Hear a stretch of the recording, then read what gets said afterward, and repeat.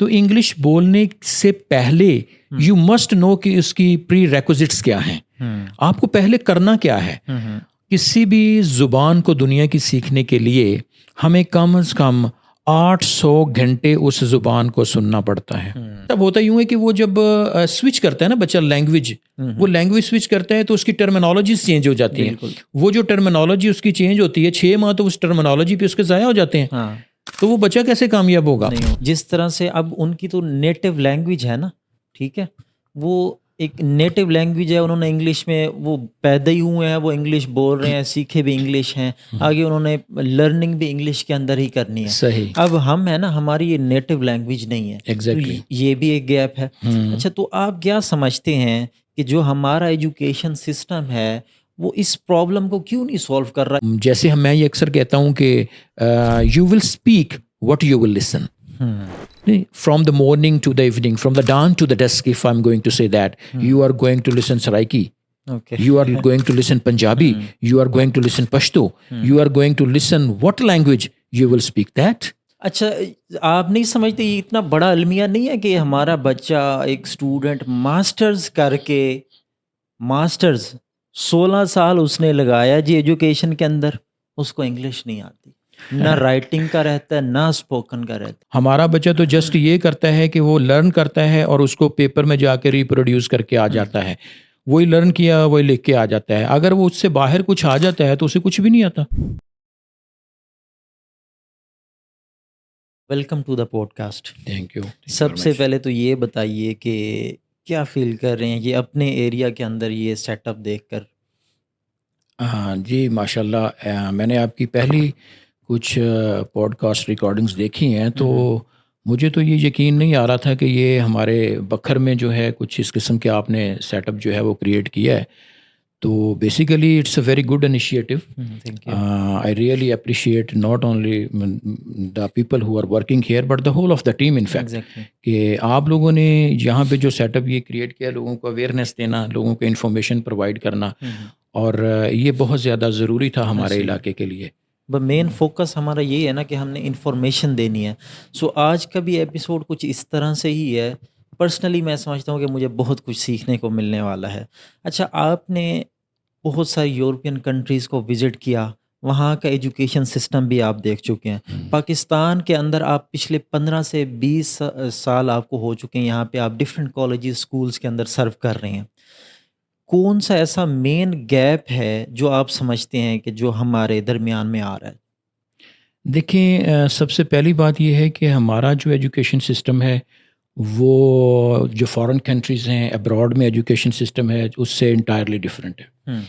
मैं अगर ये कहना चाहूँ कि हम लोग तो अपने डेस्टिनेशन को डिफ़ाइन ही नहीं कर पा रहे कि हम बच्चों को क्या देना चाह रहे हैं। गोल ही सेट नहीं हो रहा हमारा। हम अभी तक कभी बच्चों को ये करिकुलम सेट नहीं हो रहा, हमारी बुक्स चेंज होती हैं, और सेकंड ये है कि वी डोंट नो कि what should be the medium of instructions. In fact कभी हम लोग कहते हैं कि यार उर्दू में पढ़ाना चाहिए, कभी इंग्लिश में पढ़ाना चाहिए। हमें तो इस चक्करों में लगे हुए आज तक। बाहर में जो है वो ये फ़र्क है कि उनका बच्चा जो हमारे एजुकेशन सिस्टम में और जो बाहर का है उसमें बुनियादी फ़र्क ये है कि they are very much confident. वो किसी भी कंट्री में बच्चा पढ़ रहा है, वो ये नहीं आप कह सकते कि वो क्रैमिंग सिस्टम के तहत वो चल रहे होते हैं। वो जो टेक्नोलॉजी और the demand of the time है उसको साथ लेके चल रहे होते हैं। हमारे यहाँ पे जो बच्चे हैं वो सिर्फ बुक्स से रिलेटेड होते हैं। बेसिकली अगर मैं ये आपको कहना चाहूँ कि हमारे एजुकेशन सिस्टम में तो हम कर ही कुछ नहीं रहे।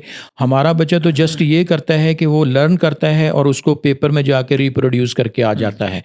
वही लर्न किया वही लिख के आ जाता है। अगर वो उससे बाहर कुछ आ जाता है तो उसे कुछ भी नहीं आता। ऐसा ही है। तो ये जब तक हम लोग इस चीज़ को चेंज नहीं करेंगे तो हम वो बाहर के कंट्रीज़ जो हैं उनकी दौड़ में शामिल नहीं हो सकते। अच्छा, इसी के अंदर मैं बात करता हूँ, जिस तरह से अब उनकी तो नेटिव लैंग्वेज है ना, ठीक है, वो एक नेटिव लैंग्वेज है, उन्होंने इंग्लिश में वो पैदा ही हुए हैं, वो इंग्लिश बोल रहे हैं, सीखे भी इंग्लिश हैं, आगे उन्होंने लर्निंग भी इंग्लिश के अंदर ही करनी है। सही। अब हम है ना, हमारी ये नेटिव लैंग्वेज नहीं है। एग्जैक्टली। तो ये भी एक गैप है। अच्छा, तो आप क्या समझते हैं कि जो हमारा एजुकेशन सिस्टम है वो इस प्रॉब्लम को क्यों नहीं सॉल्व कर रहा? एक बच्चा जो 10 साल लगा रहा है, एक मैट्रिक तक पहुंचने में, मैं तो समझता हूँ 12 से 13 साल लगा रहा है, इस गैप के अंदर हम सिर्फ एक लैंग्वेज ही उनको नहीं सिखा पा रहे। देखें तंजील साहब, ये बहुत अच्छा क्वेश्चन है आपका। हमारा फोकस नहीं है। हम्म, हम स्कूल्स में क्या काम करवा रहे हैं? हम स्कूल में ये काम करवा रहे हैं कि हम इंग्लिश को एज अ सब्जेक्ट ट्रीट करते हैं। ऐसे ही हम इंग्लिश को एज अ लैंग्वेज ट्रीट नहीं कर रहे। नहीं कर रहे। जो वर्ल्ड डिमांड है इस वक्त हमारे पास, वो आपको English as a social language आनी चाहिए। हमारे बच्चों को English as a social language नहीं आती।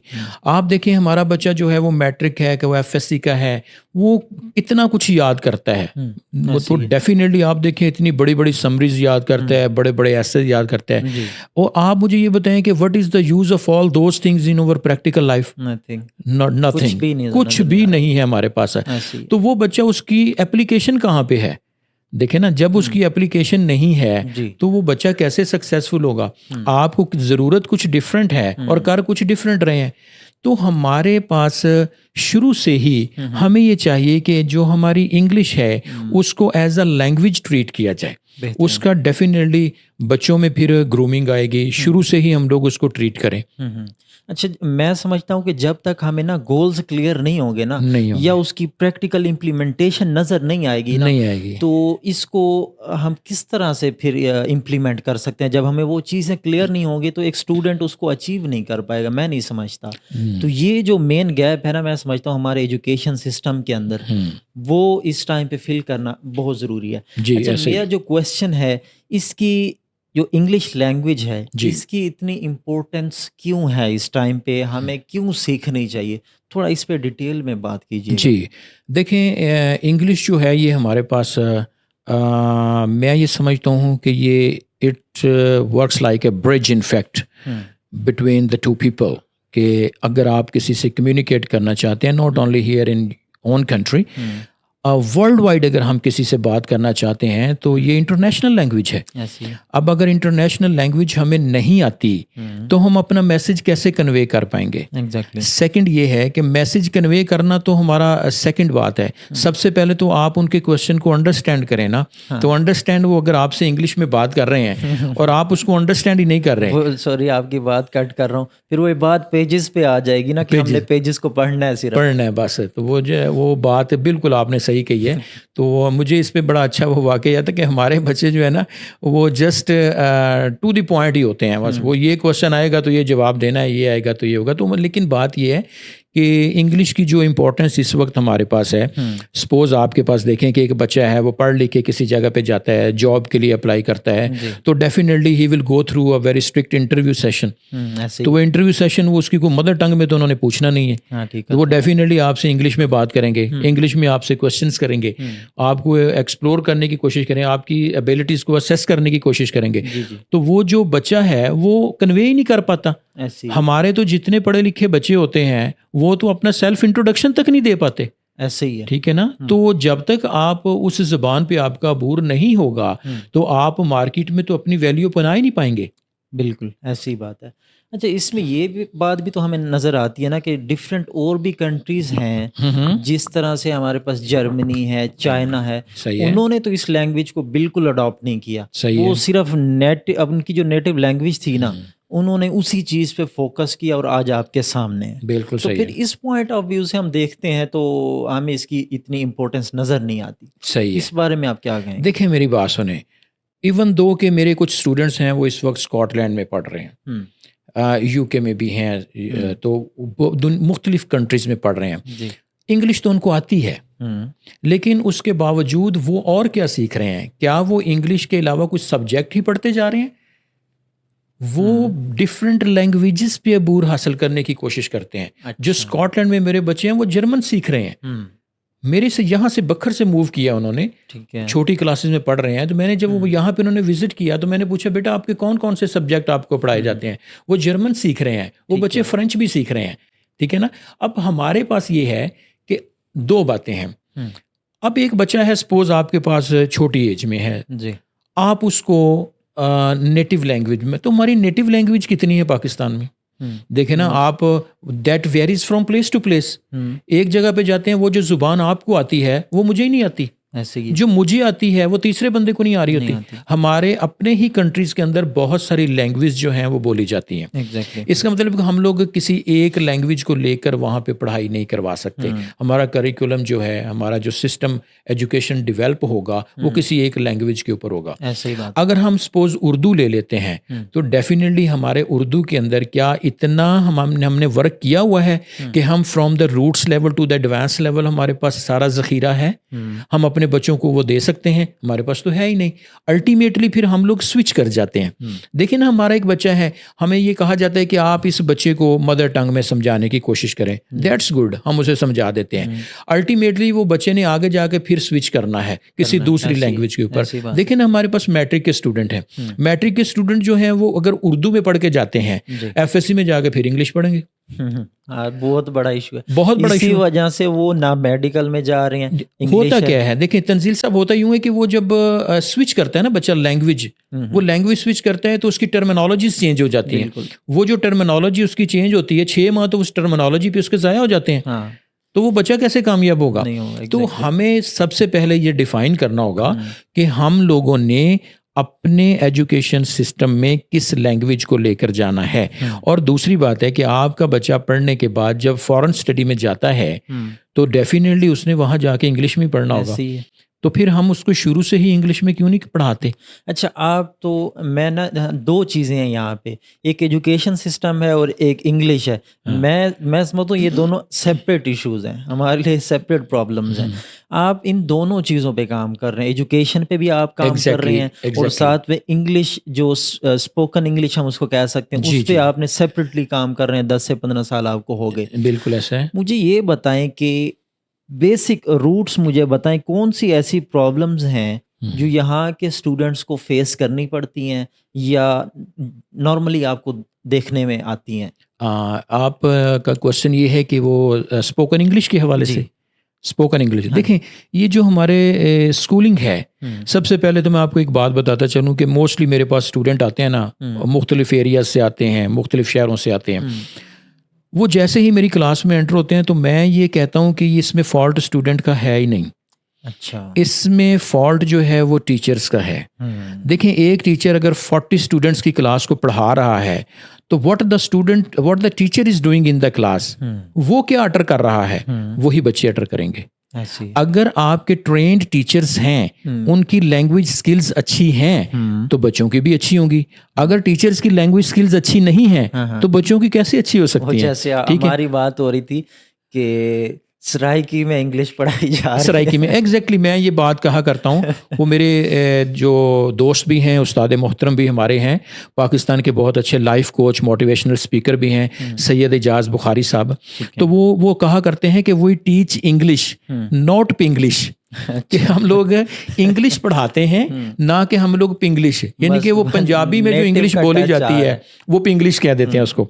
तो हम लोग इसी तरह, मैं ये समझता हूँ कि हमारे इलाके में we should teach English not सराइकिश, कि हमारा जो टच है वो इंग्लिश का होना चाहिए, सराइकिश टच नहीं होना चाहिए। ठीक है ना? अच्छा, आप नहीं समझते ये इतना बड़ा अलमिया नहीं है कि हमारा बच्चा, एक स्टूडेंट मास्टर्स करके, मास्टर्स 16 साल उसने लगाया जी एजुकेशन के अंदर, उसको इंग्लिश नहीं आती, ना राइटिंग का रहता है ना स्पोकन का रहता है। देखिए तंजील साहब, बात ये है कि जो लर्निंग है ना, मैं आपको एक एग्जांपल देता हूँ ना, आप मेरी ज़रा देखें। आप साइकिल चलाना सीखना चाहते हैं ना, तो you want to ride the bicycle in fact, तो बाहर खड़े होकर कोई बंदा देखता रहा साइकिल चलाता हुआ किसी को, तो वो खुद तो नहीं चला सकता। अगर एक बंदा बांसुरी बजा रहा है और हम उसको कहें कि यार ये मुझे भी बांसुरी आ जाए, तो वो आएगी? कभी भी नहीं आएगी, अनटिल और अनलेस जब आप खुद प्रैक्टिस उस पर नहीं करेंगे। और ये जो हमारे पास लर्निंग अ लैंग्वेज है is just like learning a musical instrument.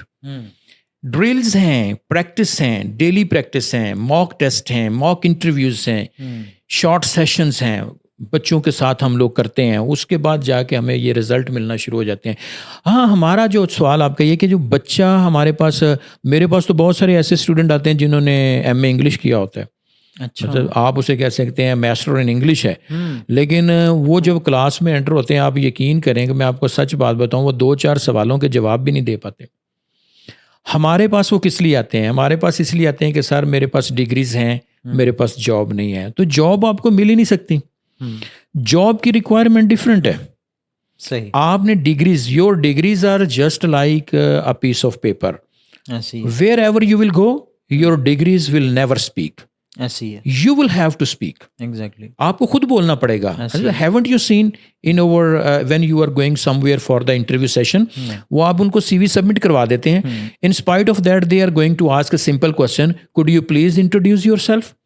भाई सब कुछ तो वहां पे लिखा हुआ है, फिर भी वो हमें कहते हैं कि आप अपना इंट्रोडक्शन देंगे। ठीक है। अब जब इंट्रोडक्शन वो देंगे, व्हाट दे वांट टू सी, वो ये देखना चाहते हैं यार कि ये बंदा खुद क्या है, क्या कैपेबिलिटी, क्या इसमें ये बोल भी सकता है कि नहीं। और ये जो मैं अक्सर ये कहा करता हूँ कि हमारी जो बोलने की जो सलाहियत है ना, कम्युनिकेशन पावर, यही सब कुछ है। अच्छा, तो फिर इसमें ऐसे क्या इक़दामात हो सकते हैं आप समझते हैं कि हमारे तालीमी निज़ाम के अंदर ही इस चीज़ को इम्प्लीमेंट किया जाए, या इसका थोड़ा सा ना मैं चाहता हूँ कि आप सलूशन की तरफ आएँ। ठीक है, ये प्रॉब्लम तो समझ मुझे आ गया, ठीक है, हर कोई इस बारे में जानता भी है क्योंकि हर एक बंदे का ये इशू है।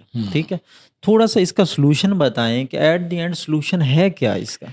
देखें, ये हर बंदे का इशू मैं ये समझता हूँ हमारे इलाके में है, ठीक है, नॉट इन बिग सिटीज़। अच्छा, उसमें मैं आपको सिंपल एक एग्जांपल देता हूँ कि हमारे पास लाहौर में एक बच्चा है, वो सिर्फ मैट्रिक का स्टूडेंट है, उसने मैट्रिक किया हुआ है, लेकिन वो बड़ी एक अच्छी जॉब भी कर रहा है। तो ये कुरिकुलम वगैरह तो ये सेम नहीं है सारी चीज़ें? सेम है बिल्कुल। अब मैं आपको जरा थोड़ा आइडेंटिफाई करने की कोशिश कर रहा हूँ ना। वो बच्चा तो जॉब कर रहा है, वो सपोर्ट कर रहा है अपने पेरेंट्स को, अपने घर वालों को सपोर्ट कर रहा है, अर्निंग कर रहा है, साथ साथ अपनी स्टडी भी जारी रखी हुई है। हमारे इलाके का एक अच्छा पढ़ा लिखा बच्चा जो है वो इस काबिल क्यों नहीं है? उसकी रीज़न ये है कि हमारे इलाके का जो बच्चा है वो इस कदर कॉन्फिडेंट ही नहीं है। वो बच्चा कॉन्फिडेंट ज़्यादा है, हमारे बच्चे जो हैं वो लैक ऑफ कॉन्फिडेंस का शिकार हैं। ऐसे ही है। दूसरी बात यह है ना कि इन बच्चों को उस फिनोमिना में डाला ही नहीं गया, इन बच्चों ने कभी उस लेवल की क्वेश्चनिंग को फेस ही नहीं किया, ऐसे ही है। इन बच्चों ने उस एटमॉस्फेयर में कभी आए ही नहीं हैं। लेकिन जब ये उस एटमॉस्फेयर में जाते हैं घबरा जाते हैं, स्ट्रेस में चले जाते हैं। ऐसे ही है। तो वो देखें, जब वो उस बच्चों को फिर आता नहीं है तो वो मार्केट की डिमांड जो है उसको तो पूरा नहीं कर रहे, ऐसे ही है। तो उसको रखेगा कौन? कैसे वो आगे बढ़ेंगे? तो आगे बढ़ने के लिए इनके अंदर हमें बहुत सारी पॉजिटिव चेंजेस करने की जरूरत है। और मैं ये समझता हूँ, देखिए मैं हमेशा से ये बात कहता हूँ, मेरे पास लोग आते भी हैं, मेरे पास जब स्टूडेंट आते हैं ना, तो मैंने पहले भी आपको इसका जिक्र किया है कि हमारे पास मुझे टीचर्स चाहिए, स्टूडेंट नहीं चाहिए। मेरे पास एक स्टूडेंट आता है तो वो स्टूडेंट लर्न करेगा। जब हम टीचर्स ट्रेनिंग देते हैं तो एक टीचर जब लर्न करके जाता है तो अपनी पूरी क्लास को जो है वो चेंज कर देता है। ठीक है, मैं ये अक्सर क्लास में पढ़ाता हूँ तो बच्चों को कहता हूँ कि as the teacher so the student, जैसा टीचर होगा वैसा ही स्टूडेंट होगा। ठीक है, अब इसको आपने देखा ना कि इस सिलसिले में कि हमारे अगर बाहर के जो हैं वो टीचर डिफरेंट है, ऐसे ही है, हमारे टीचर्स डिफरेंट हैं। ठीक है ना, वो जो टीचर्स हैं वो उसको ऐसा एटमॉस्फेयर प्रोवाइड करते हैं, उनकी कम्युनिकेशन में इम्प्रूवमेंट आती है। जैसे मैं ये अक्सर कहता हूँ कि you will speak what you will listen, from the morning to the evening, from the dawn to the dusk, if I'm going to say that, you are going to listen Saraiki, you are going to listen Punjabi, you are going to listen Pashto, you are going to listen what language, you will speak that. This is quite simple. तो हमारे बच्चों को अगर वो teachers थोड़ा सा उसकी तरफ टर्न कर लें तो यकीन जाने कि ये बहुत पॉजिटिव चेंज आएगा और हमारे इस इलाके के बच्चे जो हैं बहुत टैलेंटेड। एट द एंड जो हमारी बात है ना वो आती एजुकेशन सिस्टम के ही ऊपर है। मैं चाह रहा हूँ कि इसके ऊपर मैं सेपरेटली आपके साथ सेशन करूँ जिसमें हम अपने एजुकेशन सिस्टम को ही थॉरली थोड़ा सा डिस्कस कर लें। अच्छा, इसमें अब थोड़ा सा अगले स्टेप पे जाते हैं। ठीक है, एक बच्चा होता है, उसके अंदर थोड़ी सी ना कैपेबिलिटी होती है या स्किल होती है स्पोकन इंग्लिश की, लेकिन लैक ऑफ कॉन्फिडेंस है ना जो ये उसको ना बोलने नहीं देता। तो ये चीज़ किस तरह से हम अचीव कर सकते हैं, आप क्या समझते हैं? मैं ये आपको बताता हूँ, बहुत सिंपल है। ये होता ये है कि हमारी जो लर्निंग है ना इंग्लिश के हवाले से वो टोटली रॉन्ग है। अच्छा, आप भी पढ़े हैं, हम पढ़ा रहे हैं, हमारे बच्चे पढ़ रहे हैं, हम कर क्या रहे हैं उनके साथ, हम जो प्रोसेस है ना हमारा वो टोटली रॉन्ग है। लर्निंग ऑफ इंग्लिश जो हम लोग बच्चों को करवा रहे हैं वो that is indirect method of learning of English. Indirect method of learning of English में क्या करते हैं, हम बच्चे को कहते हैं कि यार ये एक फ़िक्रा है, तुमने इसको इंग्लिश में करना है जी। वो क्या करता है, वो सबसे पहले उस जो फ़िक्रा सेंटेंस है उसको अपनी मदर टंग में सोचता है। मदर टंग में सोचने के बाद उसको उर्दू में कन्वर्ट करता है। जी। उर्दू में कन्वर्ट करने के बाद वो थिंक अबाउट करता है कि यार ये टेंस कौन सा है, ये ग्रामर के हवाले से क्या है और मैं इसको ट्रांसलेट कैसे करूँगा।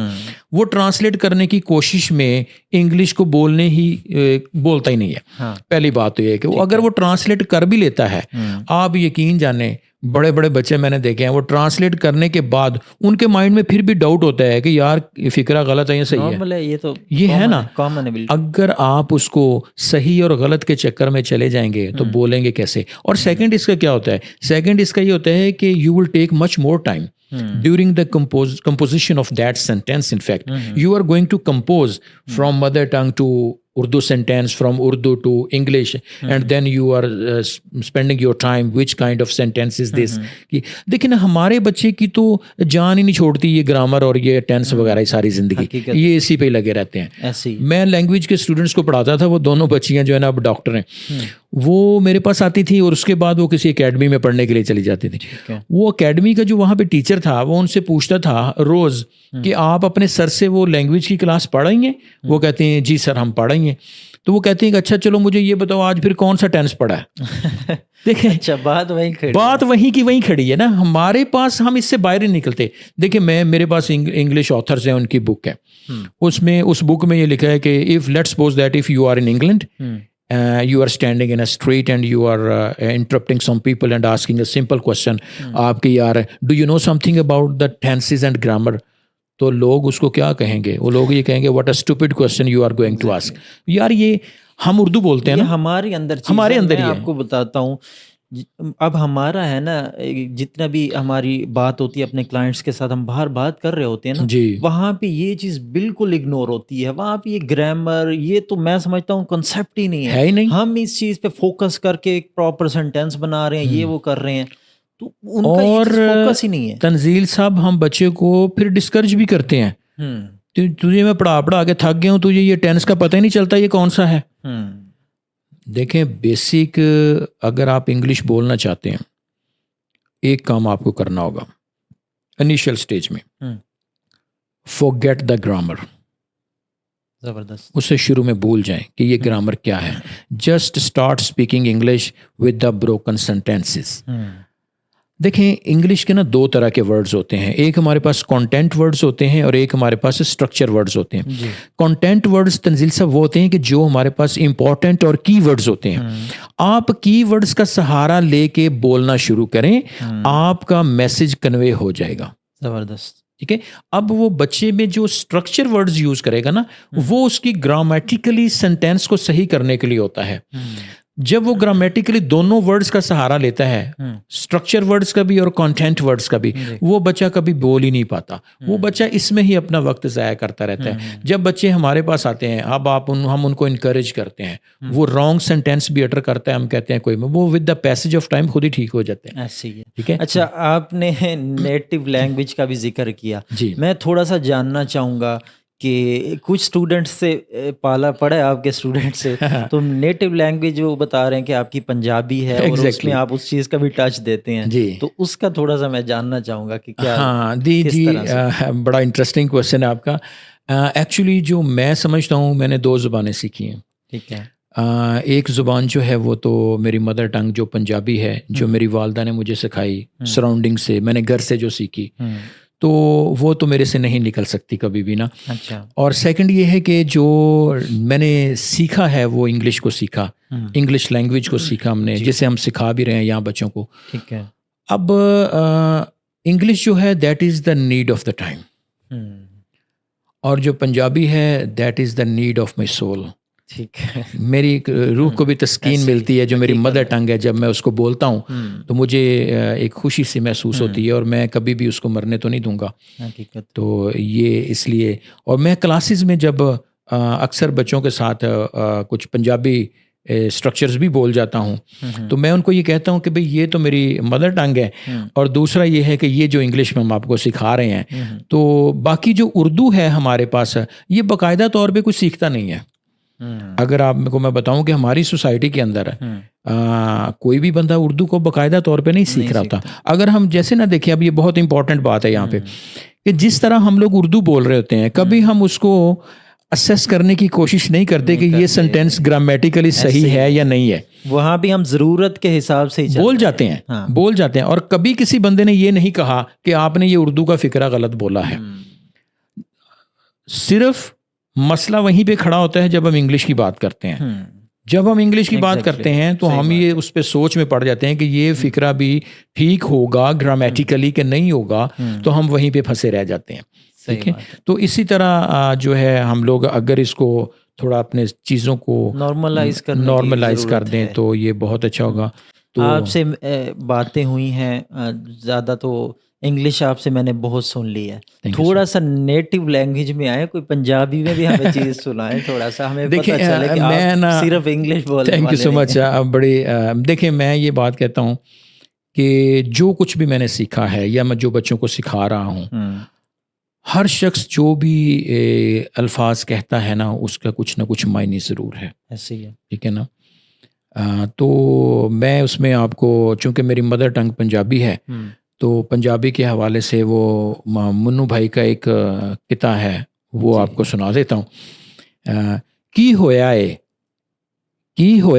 कुछ नहीं होया, की होएगा कुछ नहीं होना, की हो सकदा है कुछ ना कुछ तो हुंदा ही रहिंदा है, जो तू चाहना है वो नहीं होना, जो तू चाहना है वो नहीं होना, हो नहीं जांदा करना पैंदा है। मैं इसको फिर आपके लिंक करूंगा चीज़ों के साथ ना। हो नहीं जांदा करना पैंदा है, इश्क समंदर तरना पैंदा है, सुख लई दुख भी चलना पैंदा है। कितना खूबसूरत है ये, सुख लई दुख भी चलना पैंदा है, हक दी खातिर लड़ना पैंदा है, जीवन लई उसने वर्ड यूज किया है, तो जीवन लई बेहतर है कि पंजाबी में जीवन लई मरना पैंदा है। देखिए, इसमें मैं अब आपको जो उसके हमारे स्टूडेंट्स जो क्या है, हमारी आजकल की नेशन है क्या, सुख लई दुख भी चलना पैंदा है। देखिए ना, आप अपने कंफर्ट जोन से निकले बाहर निकले तो तभी कामयाब होंगे ना। आपने एजुकेशन की बात की है, तो मैं उसमें कोटेशन बच्चों को कहता होता हूँ कि education roots are so bitter, the roots of education are so bitter but its fruit is very sweet. Education की जो रूट्स है ना, जब अब आपको सुख ले दुख भी चलना पैंदा है, इतने मसाइल आते हैं हमारे बच्चों के लिए, बिलीव करें, इतने मसाइल हैं हमारे यहाँ पे। जो बच्चे पढ़ रहे हैं, यकीन जाने मेरे पास अल्फाज नहीं है कि मैं उनको अप्रिशिएट कर सकूं। हमारे यहाँ पे बहुत टैलेंट है बच्चों में। बखर के मैं लोगों को कहता हूँ, मैं लाहौर में भी रहा हूँ, देखें ना, बखर तो मैं 2004 में आया था जी।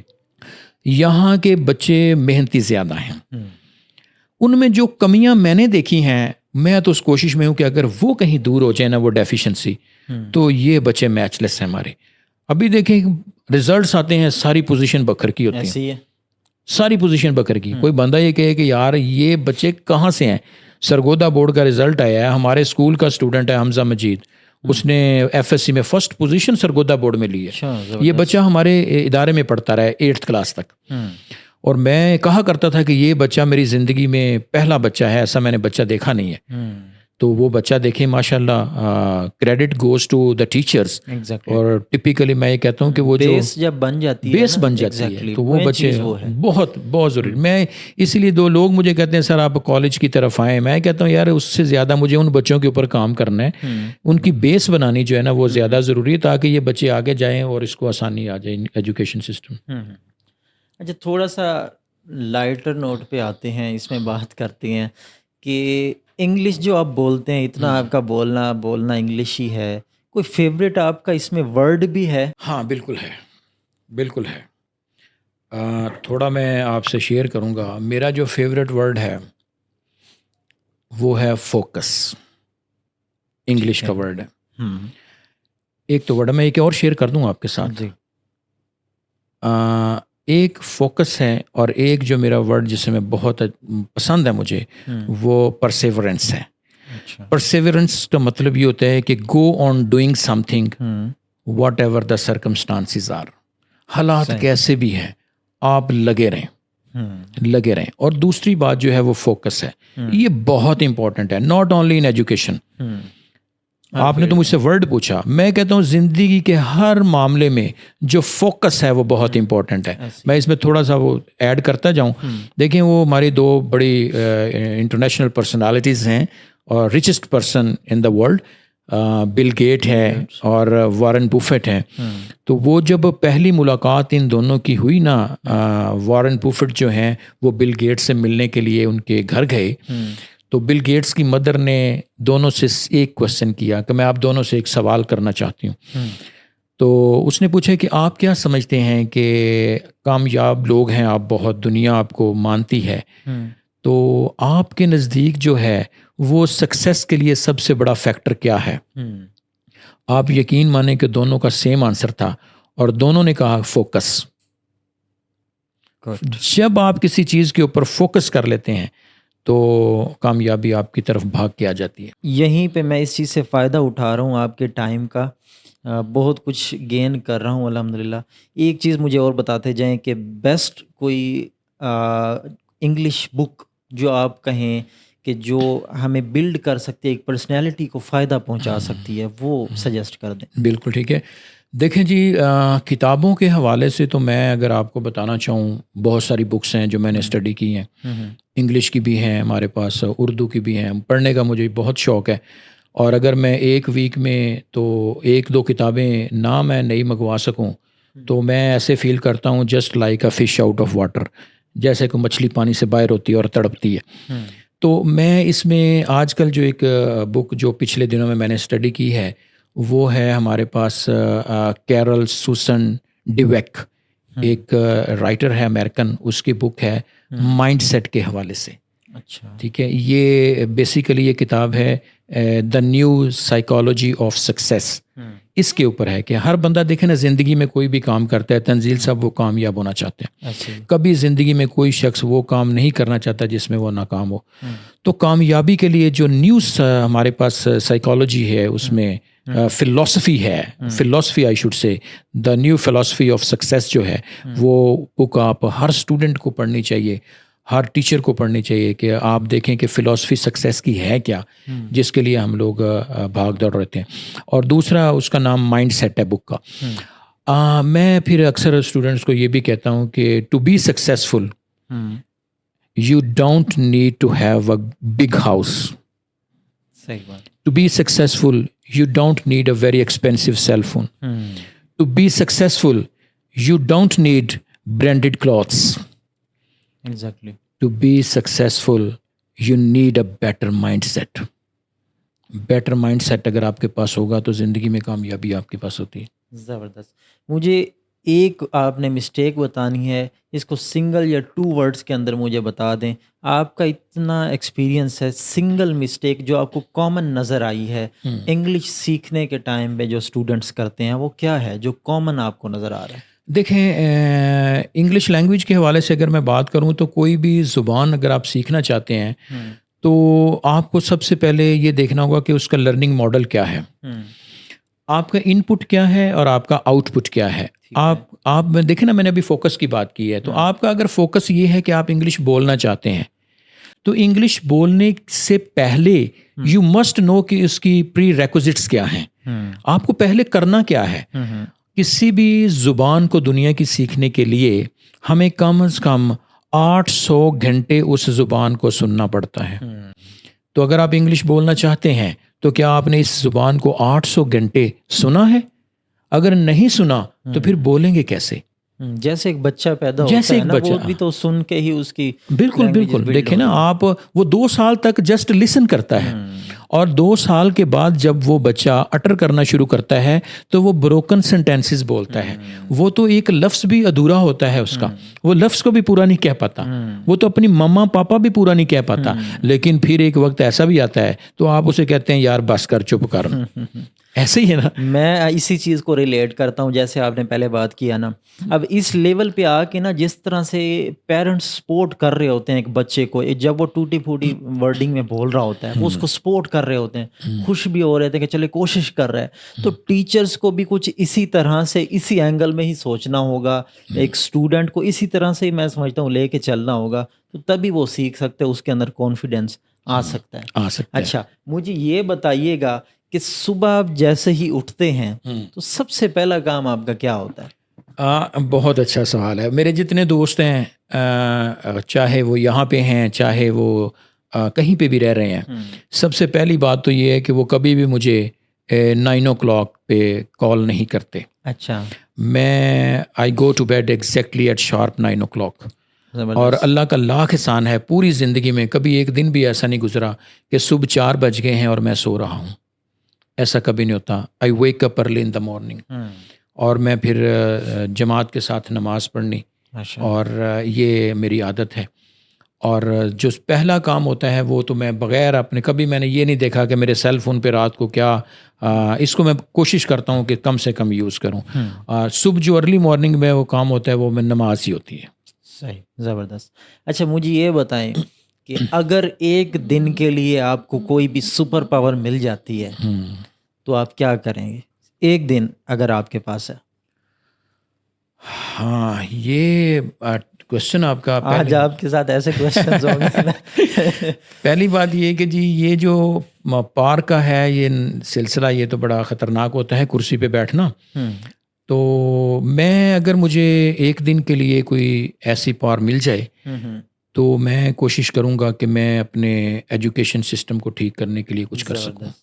अच्छा, इससे भी आगे मैं आता हूँ, आपने अभी भी मुझे सेटिस्फाई नहीं किया। मैं समझता हूँ आप कुछ ना कुछ ऐसा बताएंगे। अगर आपको 1 करोड़ रुपए दिए जाएं, ठीक है, और आपको स्पेंड करने हैं एक ही दिन के अंदर, तो ऐसी कौन सी पहली चीज़ होगी जो आप परचेज करेंगे? हाँ, 1 करोड़ रुपए। बड़ा पहले तो बात यह है कि करोड़ रुपया जो है वो आपने बड़ी बात की है। तो देखें इसमें तंजील साहब, देखें इस वक्त लोगों के हालात जो है ना वो बहुत टाइट हैं। पाकिस्तान के अंदर ख़ुसूसी तौर पे लास्ट 2 ईयर्स में। तो मैं ये कोशिश करूँगा कि I will find the needy people, I will develop a team and I will assign them some duties to find the needy people. हालात अब पिछले कुछ ऐसे भी गुजरे हैं, आप यकीन करें कि लोग सुसाइड कर रहे हैं हमारी सोसाइटी में। हमारे लोगों के पास इलेक्ट्रिसिटी के बिल्स पे करने के भी पैसे नहीं हैं, और ये तो है, इससे बढ़कर भी लोगों को बहुत है। तो लेकिन मैं ये चाहूँगा कि ये तो सिलसिला चलता रहता है, लेकिन हमारे जो सबसे बड़े जो यहाँ पे 2 इश्यूज़ हैं हमारे कंट्रीज़ के अंदर, वो ये हैं कि हम लोगों को मेडिकल फैसिलिटीज़ के ऊपर कुछ काम करने की ज़रूरत है। मैं, अगर इतनी अमाउंट मेरे पास आ जाए तो मैं ये डोनेट कर दूंगा अपने DHQ वालों को। मैं उन्हें कहूँगा कि यार आप ये अमाउंट यहाँ पे स्पेंड करें कि कम से कम हमारे पास एमरजेंसी हैंडल होनी चाहिए बखर में। हमारे पास बखर में एमरजेंसी हैंडल नहीं होती, वो पता नहीं क्या वजह है, कोई लैक ऑफ फंड्स हैं या क्या सिलसिला है। तो मैं ये रकम वहाँ पे लूँगा ताकि वो हमारी पूरी जो लोगों के ना उसमें फलाह हो, कि उसमें। ठीक है, इसी से रिलेट करता हुआ एक क्वेश्चन है, किसी भी फेमस पर्सनालिटी के साथ अगर आपको डिनर करना हो तो वो कौन सी पर्सनालिटी होगी? बड़ा, देखें अगर तो मेरी दिल की बात पूछेंगे तो मैं पता नहीं अब क्या कह दूं आपको, लेकिन ये है कि I would love to sit with Imran Khan. अच्छा। सर पॉडकास्ट भी चलानी है ना? मैं, ये बंद हो जाएगा प्रोग्राम। अच्छा, ज़बरदस्त। अच्छा, मुझे ये बताइएगा, अगर पूरी ज़िंदगी में अगर आपको एक ही चीज़ खानी हो तो वो क्या चीज़ होगी? एक ही चीज़, हाँ देखें इंसान तो कभी भी, वो तो तब्दीली का हमेशा ख्वाहिशमंद होता है। एक चीज़ थोड़ा सा फेवरेट का आइडिया हो जाएगा कि कौन सी ऐसी फेवरेट चीज़ है जिसको जो मैं खाना पसंद करता हूँ। आप फूड में बात कर रहे हैं, खाने में बात कर रहे हैं। हाँ जी, वो सर्वाइवल भी आपका वही होगा ना, जब पूरी जिंदगी आपने वही एक ही चीज़ खानी। देखिए मैं आजकल तो हैबिचुअली मैं ये ले रहा हूँ, अर्ली मॉर्निंग वाइट ओट्स लेता हूँ, तो मेरा ख्याल उससे मेरा गुजारा हो जाएगा। अच्छा। अच्छा, आपकी कोई गेम्स वगैरह भी हैं, कोई गेम भी आप करते हैं स्पोर्ट्स में या कुछ भी इस तरह से, क्योंकि ये तो चीज़ें ज़रूरी हैं ना, जी, जी। तो किस तरह से टाइम मैनेजमेंट क्या है और किस कोई है इस तरह की आपकी? देखें जी, मैं जो लोग मुझे जानते हैं या जो मुझसे बाज़ औक़ात मिलना चाहते हैं कि यार सर बिज़ी हैं, मिलते नहीं हैं, तो वो डेफ़िनेटली अगर वो जिम को विज़िट करेंगे तो मैं 4 टू 6 वहीं पे ही होता हूँ। अच्छा। 2 आवर्स मैं वहाँ पे होता हूँ और अल्लाह के एहसान है, मेरी बड़ी अच्छी कंपनी है वहाँ पे। हम 3-4 लोग होते हैं, हमारे बखर के बहुत अच्छी पर्सनैलिटी हैं, आर्थोपेडिक सर्जन हैं, डॉक्टर अनवार साहब हैं, उनके साथ हम लोग 8-10 ट्रैक जो होते हैं वो मुकम्मल करते हैं और that is the best time of the day in fact that I spend over there.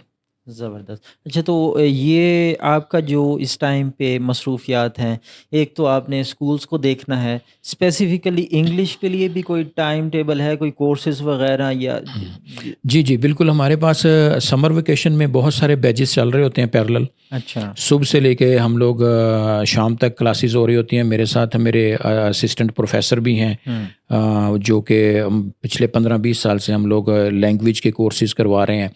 उसके साथ साथ हम लोग आइल्स करवा रहे हैं। ठीक है। हम लोग पीटी करवाते हैं, हम लोग ओईटी की क्लासेस भी लेते हैं। जो भी इंग्लिश लैंग्वेज से रिलेटेड हैं, जो कि आपकी इंग्लिश जो है वो प्रोफिशिएंसी लेवल को इन्हेंस करते हैं, जो मार्केट में हैं, हम वो सारे कोर्सेज़ यहाँ पे करवाते हैं। तो वो लेकिन जब हम समर वेकेशन में तो बहुत रश होता है। इसके बाद फिर हमारे पास ये होता है कि जब वर्किंग डेज़ हमारे स्टार्ट हो जाते हैं, स्कूलिंग को मैंने लुक आफ्टर करना है, तो उसमें फिर मैं ये होता है कि हमारी शाम को एक क्लास होती है फॉरएवर, जिसमें अभी भी क्लास हो रही है बखर में इदारे में हमारे पास। फोकस स्पोकन इंग्लिश ही होता है। हाँ, देखें स्पोकन इंग्लिश जो है, मैं ये स्टूडेंट्स को एक मैसेज भी देना चाहूँगा आपके ये पॉडकास्ट के हवाले से कि लोग हमारे पास आके ना स्पोकन इंग्लिश के हवाले से बात करते हैं। मैं ये चाहूँगा कि स्पोकन इंग्लिश में हम ना एक मॉड्यूल को कवर करते हैं। अच्छा। जिसमें हम लोग सिर्फ इंग्लिश बोलना सिखा रहे होते हैं ना। इससे बेहतर ये है कि जो भी हमारा स्टूडेंट है, जब भी उसको टाइम मिले, वो एक दफ़ा अपनी लाइफ में आइल्स को ज़रूर गो थ्रू करे। अच्छा। आइल्स के वो जो हमारे पास अभी बच्चे आते हैं, वो तभी आते हैं कि जब उन्होंने फॉरेन स्टडी के लिए जाना होता है, या वो इमिग्रेशन पर्पस के लिए, या सम टाइम हमारे पास जॉब के लिए बच्चों ने बाहर जाना है, मूव करना है अब्रॉड, तो वो आ जाते हैं। लेकिन आइल्स को जब आप गो थ्रू करते हैं तो आपकी इंग्लिश का जो लेवल है वो चारों मॉड्यूल्स में बेहतर होता है ना। आपके पास आपकी स्पीकिंग अच्छी हो जाती है, आपकी रीडिंग अच्छी हो जाती है, हम उसमें टिप्स बताते हैं, आपकी राइटिंग बहुत अच्छी हो जाती है, आपकी लिसनिंग अच्छी हो जाती है, जिसमें मैं सबसे ज़्यादा फोकस करता हूँ कि आपकी लिसनिंग बहुत अच्छी होनी चाहिए। जब आप लिसन करेंगे तब आप रिस्पॉन्ड कर सकेंगे ना। तो ये आइल्स को गो थ्रू करना बहुत ज़्यादा ज़रूरी है, जो कि अभी हम लोग यहाँ पे बहुत अच्छे स्टूडेंट हमारे पास यहाँ से हमारे इदारे से गुजरते हैं। वो अभी पीछे हमारा एक स्टूडेंट है, उसने 7.5 बैंड लिया है जस्ट 1 मंथ में। आइल्स में टोटल 9 बैंड होते हैं, 7.5 बैंड, और पीपल आर नॉट एक्सपेक्टिंग कि आपने ये बखर में पढ़ के ये इतना अच्छा स्कोर कर लिया। तो अभी भी आप करवा रहे हैं? जी, अभी भी हमारी क्लासेस हो रही हैं। बखर में किस जगह पे? बखर में मंडी टाउन में हमारा इदारा है, BCC the school of excellence के नाम से। तो हम 2006 से हम लोग इसके ऊपर वर्क कर रहे हैं, और माशाल्लाह हमारे बहुत स्टूडेंट ऐसे हैं, मैं ये कहता हूँ कि थाउजेंड्स की तादाद में है, जो हमारे से पढ़ के चले गए हैं और वो बहुत अच्छी जॉब्स पे हैं। मैं ये अक्सर लोगों को कहता हूँ कि English is not a language, English is a personality. अगर आप किसी जगह पे जाते हैं, लोगों की डिमांड पे पूरा उतरते हैं, तो सवाल ही पैदा नहीं होता है। एक लड़का है इस वक्त हमारे पास, वो शेल पेट्रोलियम में मास्टर ट्रेनर है। अच्छा। तो वो मेरा स्टूडेंट है, उसका नाम मुज्तबा है, but I was going to say maybe. तो बहुत टैलेंटेड बच्चा था, एमए इंग्लिश उसने किया हुआ था। तो एक दफ़ा वो किसी जगह पे इंटरव्यू देने के लिए गया, तो वो सुबह से इंटरव्यू कंडक्ट कर रहे थे, वो कुछ लेट हो गया। तो वो जब लेट हुआ तो उसने इजाज़त मांगी कि सर मैं कुछ जॉब पे था तो मैं लेट हो गया हूँ। क्योंकि वो मेरा स्टूडेंट था, उसने 5 to 6 मंथ हमारे पास लगाए हुए थे इंग्लिश लैंग्वेज पे। वो जब वहाँ पे एंटर हुआ तो वो कोई NGOs थी वहाँ पे उसके कैंडिडेट्स को हायर कर रही। तो वो जब कहता है कि सर मैं वहाँ पे गया हूँ, तो उनके जो इंटरव्यू के बाद उन्होंने कहा, you are the person we were looking for. अच्छा। कि तुम ही तो वो बंदे हो जिसको हम ढूंढ रहे थे। तो इस तरह की सिलेक्शन होती है। और देखें आपका जो है ना, मैं इंटरव्यूज़ में जब मैं बच्चों की तैयारी करवाता हूँ तो मैं उनको कहता हूँ कि what should be the level of confidence, कि आपका जब आप इंटरव्यू के लिए क्या होना चाहिए। आपका ये आपको होना चाहिए कि I don't need your job, although you are going there for job, लेकिन लेवल ऑफ कॉन्फिडेंस ये होना चाहिए कि I don't need your job but I want to see you for 5 minutes only. मैं आपको 5 मिनट मिलना था, 5 मिनट के बाद आप अपने आप को साबित कर देते हैं कि I am the right candidate. वो फिर एक जो चीज़ें आप कह रहे हैं ना, जो अचीव करने का, जो लेवल ऑफ कॉन्फिडेंस आप कह रहे हैं अचीव करने का, आपसे मिलने के बाद मुझे समझ आ रहा है कि गैप कहाँ पे मौजूद है। समझ आ रही है ना आपको? तो हर ऐसा पर्सनैलिटी के अंदर जो चीज़ होती है ना, वो हर बंदे में नहीं है, हर टीचर में नहीं है, हर सिखाने वाले भी नहीं है। बात वहीं पे आती है, जब सिखाने वाले के अंदर ही वो चीज़ नहीं है तो सीखने वाला कैसे उस चीज़ को अटेम्प्ट करेगा, अडॉप्ट करेगा। ऐसे ही है। बहुत अच्छा लगा आपसे आज बात करके, बहुत कुछ सीखने को मिला। एट द एंड मुझे सिर्फ एक जो व्यूवर्स हैं उनके लिए एक मैसेज दे दें कि अगर वो इस इंग्लिश लैंग्वेज को सीखना चाह रहे हैं तो डायरेक्शंस बेसिकली क्या है, इसको मैं कंक्लूड करना चाह रहा हूँ। देखें, सबसे पहले जो इंग्लिश सीखने के लिए आपको एटमॉस्फेयर में आना होगा। जब तक आप एटमॉस्फेयर में नहीं आएंगे आप इंग्लिश नहीं सीख पाएंगे। और मैं आज की अपनी यंग जनरेशन को ये भी पैगाम देना चाहता हूँ कि जो इंग्लिश आप लोग सीख रहे हैं that is not a standard English. हमारी कम्युनिकेशन के अंदर इस वक्त बहुत सारे स्लैंग वर्ड्स आ गए हैं। बच्चे स्लैंग वर्ड्स का सहारा ज़्यादा लेते हैं। हमें उससे थोड़ा सा बचना चाहिए। जैसे मैं आप कहते हैं कि आपके पास 2 फॉर्मल है और इनफॉर्मल है ना, तो इनफॉर्मल ज़्यादा लैंग्वेज हमारी होती जा रही है, फॉर्मल लैंग्वेज की तरफ हम लोग कम जा रहे हैं। और दूसरा, उनको थोड़ी अवेयरनेस देने की ज़रूरत है। मैं अपने स्टूडेंट्स को ये क्या कहा करता हूँ कि किसी स्कॉलर ने ये कहा है कि if all of my possessions were to be taken from me, possessions में मेरी मलकियत की सारी चीज़ें अगर मुझसे ले ली जाती हैं, I'd like to have the power of communication. मैं सिर्फ power of communication मेरे पास रहने दें, because with it I'll regain all the others. क्योंकि मैं इसकी वजह से सारी चीज़ें दोबारा हासिल कर लूँगा। तो आप ये देखें कि ये कितनी बड़ी ताकत है जिसके ऊपर हम लोग फोकस नहीं कर रहे होते। हमारे स्टूडेंट्स को चाहिए कि इसके ऊपर फोकस करें और शुरू से ही जो काम आपने बाद में करना है। देखिए, मेरे पास जो स्टूडेंट्स हैं वो बाद में आते हैं। मैं उन्हें कहता हूँ कि आप मेरे पास अपनी एजुकेशन को कंप्लीट करने के बाद आ रहे हैं, आपको पहले ही आना चाहिए। सही, आपको पहले आना चाहिए। जब आपके पास स्पेस निकलती है आप हमें विज़िट करें, मुझे ना विज़िट करें, किसी और जगह पे चले जाएं। जहाँ पे भी आपकी डेफिशिएंसी है उसको आप लोग कवर करें। और ये जो है ये बहुत बड़ी ताकत है। देखें ना, मैं बहुत सारे कंट्रीज़ में मैंने विज़िट किया तो मैंने ये देखा कि हमारे लोग वहाँ पे कम हैं, जो इंडियंस हैं वो ज़्यादा हैं। अच्छा। और ये देखें ना, उनकी जो लैंग्वेज स्पोकन इंग्लिश की जो ग्रिप है वो हमारे से अच्छी है। तो उस बिना पे वो लोग वहाँ पे जॉब्स कर रहे हैं। आप ज़्यादा दूर ना जाएंगे, दुबई चले जाएं। दुबई में जाकर देखें, आपको हर तीसरा बंदा इंडियन मिलता है वहाँ पे। सही। वो वहाँ पे अच्छी जॉब्स की कर रहे हैं, वो अपने सपोर्ट कर रहे हैं पेरेंट्स को, उनको इतनी फ़िक्र नहीं है। तो वो कोई ऐसा नहीं है कि उन्होंने हमारे से बच्चों से ज़्यादा डिग्रीज ले रखी हैं, लेकिन सिर्फ ये है कि उनकी स्पोकन इंग्लिश बहुत अच्छी है। उनके पास वो चीज़ है जिसकी इंटरनेशनल लेवल पे डिमांड है, क्योंकि जो उनके पास लोग आते हैं वो उस लेवल के हैं कि वो उनके साथ कम्युनिकेट कर पाते हैं। जब आप कम्युनिकेट कर पाएंगे तो you can sell everything over there. ज़बरदस्त, ज़बरदस्त। बेसिकली जो आपका बात करने का मकसद है, इसको हमें एज अ बेसिक नीड लेना चाहिए, बेसिक नीड लेना, जो सोल्यूशन है तमाम प्रॉब्लम्स का इस टाइम पे जो हम फेस कर रहे हैं। बिल्कुल तंजील साहब, ये है। मैं लोगों को कहता हूँ कि you need water to remain alive. ज़िंदा रहने के लिए आप लोगों को पानी की ज़रूरत है, आपको खुराक की ज़रूरत है। देखें, अगर आप लोगों ने सोसाइटी में अच्छे ज़िंदा रहना है तो आपको इंग्लिश की भी ज़रूरत है। ऐसे ज़बरदस्त हो गया सर, बहुत अच्छा लगा। थैंक यू सो मच, बहुत कुछ सीखने को मिला। Thank you so much for your time. My player. Viewers को आज बहुत कुछ सीखने को मिला होगा। इसी तरह की इंफॉर्मेटिव पॉडकास्ट जो ऑलरेडी मौजूद हैं चैनल पे विजिट करके आप देख सकते हैं, और आने वाली पॉडकास्ट के लिए जुड़े रहिए इस चैनल को, लाइक कीजिएगा, फॉलो कीजिएगा, बाकी तमाम चाहने वालों के साथ शेयर कीजिएगा। मिलते हैं नेक्स्ट एपिसोड में। Thank you.